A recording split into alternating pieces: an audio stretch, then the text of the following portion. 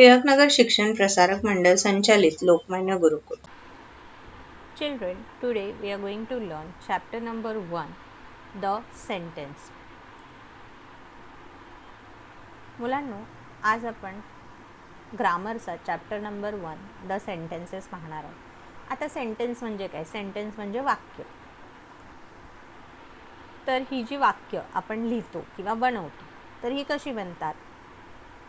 The sentence म्हणजे काय? तर अनेक शब्दांचा असा समूह की ज्यामधून आपल्याला काहीतरी सांगण्यात येतं, आपल्याला काहीतरी कंप्लीट थॉट त्याच्यामधून, एक विचार, कंप्लीट विचार, परिपूर्ण विचार आपल्याला त्याच्यामधून समजतो. त्याला आपण द सेंटेन्स असं म्हणतो. म्हणजे काय? वेगवेगळे शब्द जेव्हा एकत्र येतात आणि आपल्याला त्यामधून काहीतरी सांगतात, त्याला आपण सेंटेन्स असं म्हणतो. The sentence is a group of word expressing a complete thought. आता आपल्याला कळलं की सेंटेन्स म्हणजे काय.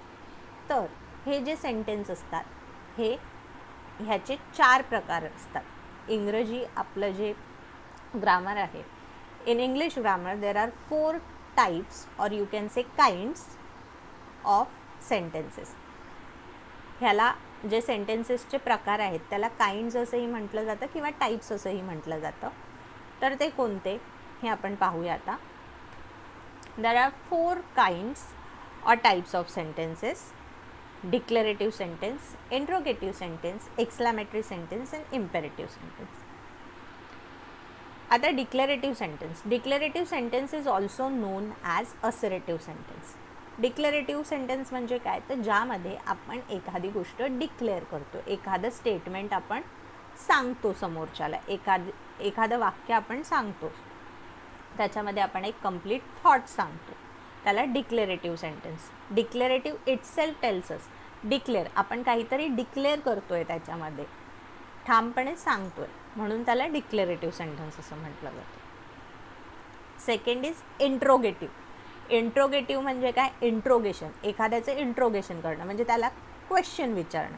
तर interrogative sentences are those sentences when we ask question to someone, म्हणजे आपण ज्या वाक्यामध्ये प्रश्न विचारतो त्याला इंट्रोगेटिव्ह सेंटेन्स असं म्हटलं जातं. Third, exclamatory sentence.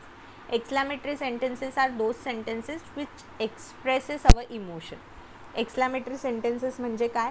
तर ज्या वाक्यांमध्ये आपले इमोशन्स एक्सप्लेन होतात, त्याला इमोशन्स आपण आपले दाखवतो, त्याला एक्सक्लेमेटरी सेंटेन्स म्हणतात. इम्पेरेटिव्ह सेंटेन्स म्हणजे ज्या वाक्यांमध्ये आपण कमांड देतो किंवा रिक्वेस्ट करतो. In sentences when we give command or we request to someone, those are called imperative sentences. So now we'll see the example of these 4 kinds of sentences, so the concept will get clear to you.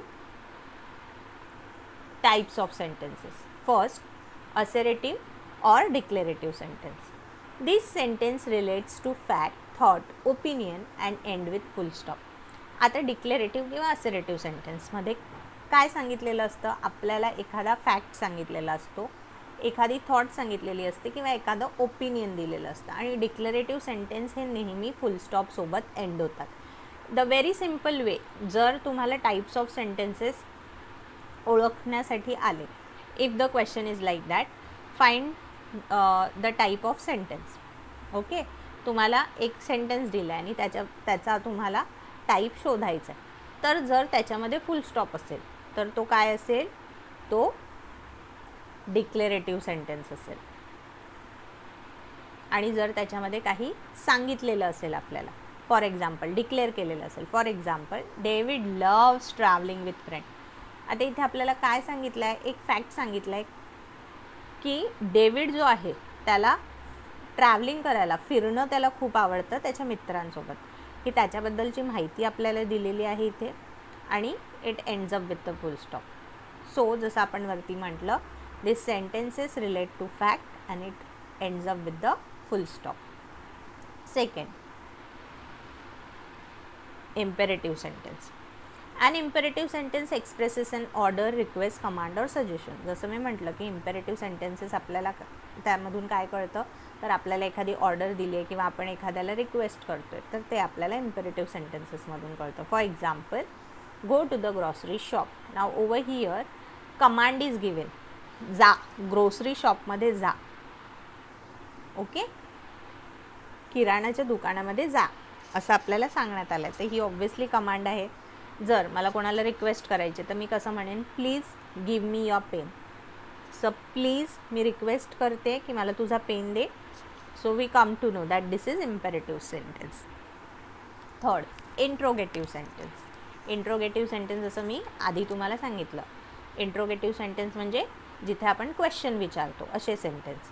Interrogative sentence means a sentence that ask a question and ends with a question mark. आता interrogative question कसे ओळखायचे, तर जे question मार्कनी end होतात sentence, those are interrogative sentence. For example, when did he will come to my house.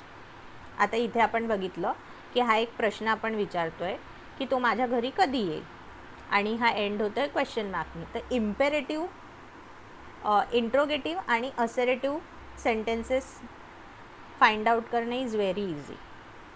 Now fourth one is exclamatory sentence. A sentence that expresses some strong, unexpected and extraordinary emotion. जसं मी आधीच सांगितलं की exclamatory sentences म्हणजे जे आपले emotion, जे आपल्या feelings express करतात, त्या सेंटेन्सेसना एक्सक्लामेटरी सेंटेन्स म्हणतात.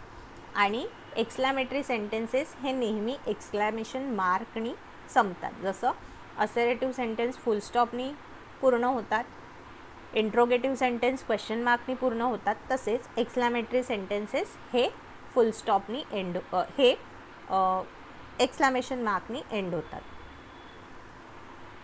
Example, please talk to me. आता इथे जसं मी म्हटलं की एक्सक्लॅमेटरी सेंटेन्सेस एक्सक्लॅमेशन मार्कनी एंड होतात, तर तसं तुम्हाला एक्सक्लॅमेशन मार्क इथे दिसतंय नावच्या नंतर. प्लीज टॉक टू मी नाव. आत्ता माझ्याशी बोल असं मी सांगते, मी माझे इमोशन एक्सप्रेस करते इथे. जसं मी म्हणेन, hurray I won the match, alas. हे सर्व जे आहेत ते आपले इमोशन्स एक्सप्रेस करणारे वर्ड आहेत आणि हे नेहमी एक्सक्लॅमेटरी सेंटेन्सेसमध्ये येतात. जसं मी म्हणेन, how wonderful the day is. हा जो दिवस आहे तो किती सुंदर आहे, आणि मी एक्सक्लॅमेशन मार्क पुढे जोडेन. तर हे सुद्धा एक एक्सक्लॅमेटरी सेंटेन्सचे एक्झाम्पल आहे. So I hope children till here you understood what are the types of sentences and how we have to find it out.